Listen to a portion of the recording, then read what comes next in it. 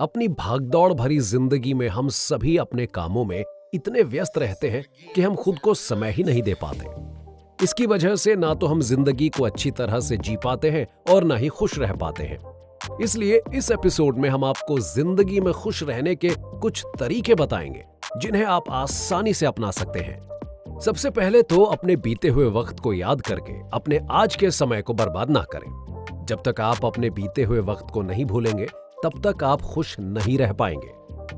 आपकी जिंदगी में जो कुछ भी पहले हुआ उसे याद करने का कोई फायदा नहीं, लेकिन यहां कुछ हद तक गलती हमारे दिमाग की भी है, क्योंकि दिमाग ज्यादातर वही बातें याद रखता है जो हम भूलना चाहते हैं। इसलिए अपने अतीत को एक्सेप्ट करने का साहस रखें और बीते समय को भुलाने के लिए खुद को किसी काम में व्यस्त रखें।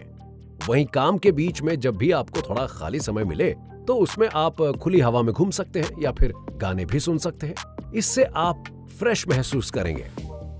खुश रहने का दूसरा तरीका यह है कि आप अपने फ्यूचर की चिंता करना छोड़ दें। आजकल लोग किसी भी काम को शुरू करने से पहले फ्यूचर के बारे में सोचने लगते हैं कि क्या ये काम उनके फ्यूचर के लिए सही होगा या नहीं। यही चिंता लोगों को अक्सर परेशान करके रखती है। अब आप ही बताइए कि फ्यूचर की चिंता और बीती हुई बातों को लेकर कोई इंसान भला कैसे खुश रह सकता है। इस तरह से तो वो अपनी जिंदगी का अनमोल समय बर्बाद कर देगा। फ्यूचर की चिंता में इतना समय खराब करने से तो अच्छा है कि हम जो भी काम करें उसमें अपना 100% दें और खुद पर विश्वास रखकर पेशेंस बनाए रखें। जिंदगी में सब कुछ हमारे हिसाब से हो ऐसा जरूरी नहीं होता, लेकिन हम सब अपने हिसाब से करने के चक्कर में बहुत सी कोशिशें करते हैं, लेकिन इसके बावजूद हम सब कुछ अपने हिसाब से नहीं कर पाते और फिर निराश होकर बैठ जाते हैं। इसी वजह से बीते कल का अफसोस और आने वाले कल की चिंता हमारी आज की खुशियों को चुरा लेती हैं।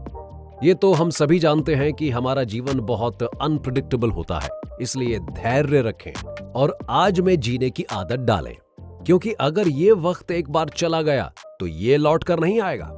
इसलिए जो आपको करना है वो करें, फालतू की चिंता में अपना समय खराब ना करें और जिंदगी को खुलकर जिएं।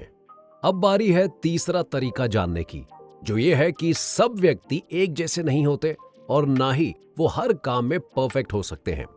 जिस व्यक्ति की दिलचस्पी जिस काम में होती है वो उसी काम को अच्छी तरह से करता है। तो ऐसे में हम अपनी तुलना किसी और से क्यों करते हैं। अगर एक व्यक्ति किसी काम में अच्छा है तो आप भी किसी दूसरे काम में अच्छे होंगे। आपको बस उस काम को पहचानने की जरूरत है। अगर आप अपनी तुलना हर समय दूसरों से करते रहेंगे तो आप हमेशा दुखी ही रहेंगे। इसलिए अपनी मंजिल को पाने के लिए हमेशा काम करते रहिए और जैसे भी आप हैं उसे स्वीकार करके खुद से प्यार करना सीखें और अपने आप को समय दें। चौथा तरीका तो हम सभी ने सुना ही होगा कि माफ करो और आगे बढ़ो। दुख देने वाले को माफ करना हम सभी के लिए काफी मुश्किल होता है। ऐसे में हमारे अंदर गुस्से और बदले की भावना जन्म लेने लगती है। माफ ना करना हमें खुद में सीमित रखता है। वहीं दूसरी ओर माफ कर देने पर ऐसा लगता है मानो कोई बोझ दिल और दिमाग दोनों पर से उतर गया हो। लेकिन कई बार हम माफी देने के बाद भी दिल से किसी को माफ नहीं कर पाते, क्योंकि हमारे साथ जो गलत हुआ होता है उसे हम चाह कर भी भुला नहीं पाते। ऐसा इसलिए होता है क्योंकि जब भी हम किसी अपने से या अपने किसी चाहने वाले से धोखा खाते हैं तो उस धोखे को भूलना या माफ करना हमारे लिए बहुत मुश्किल होता है। मगर याद रखें, दूसरों को माफ करना हर किसी के बस की बात नहीं होती। एक सच्चा इंसान वही होता है जो दूसरों की फीलिंग्स की इज्जत करता है। दूसरों को माफ करना सबसे मुश्किल काम जरूर है, लेकिन इससे हमारे मन को शांति मिलती है और हमारी सोच पर भी इसका पॉजिटिव असर पड़ता है। हम सभी इंसान हैं, इसीलिए गलती करना हमारे स्वभाव में है।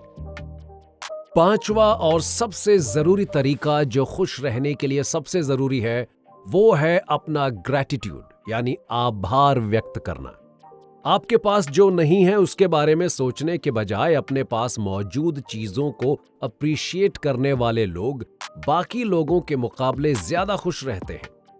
ऐसे लोग हर दिन को एक चैलेंज के रूप में नहीं देखते, बल्कि ये लोग खुश रहने के नए अवसर ढूंढते हैं। हम अक्सर अपनी जिंदगी में इतने व्यस्त हो जाते हैं कि हम अपने चाहने वाले या परिवार वालों को अपनी जिंदगी में अहमियत देना या वो हमारे लिए क्या मायने रखते हैं ये बताना भूल जाते हैं। इसलिए जब भी आपको मौका मिले तो अपने दोस्तों और परिवार के साथ समय बिताएं और वो आपकी जिंदगी में क्या मायने रखते हैं इस बात के लिए उनका धन्यवाद करें। तो चलिए अब अगले एपिसोड में जानते हैं कि खुश रहने के लिए आपको कौन सी आदतें छोड़ने की जरूरत है।